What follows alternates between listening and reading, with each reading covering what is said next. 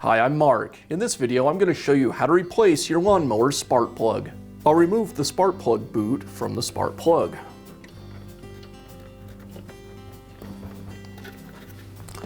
I'll use a socket wrench to remove the spark plug.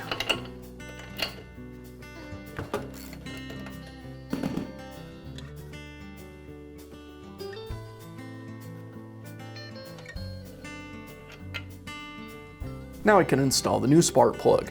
Before I do, I need to set the gap between the electrodes. Refer to the manufacturer for the correct gap. In this case, it's 30 thousandths of an inch. I'll use a gapping tool to set it. I slide the gapping tool between the electrodes and take a measurement. This one's about 31 thousandths. I'll tap on the upper electrode and check it again. And I'll keep doing this until the gap is 30 thousandths. That looks good, and now I can install it into the engine.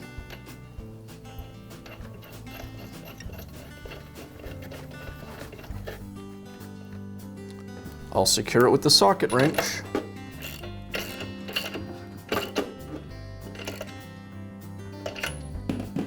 And reinstall the boot. That's how simple it is to replace your spark plug.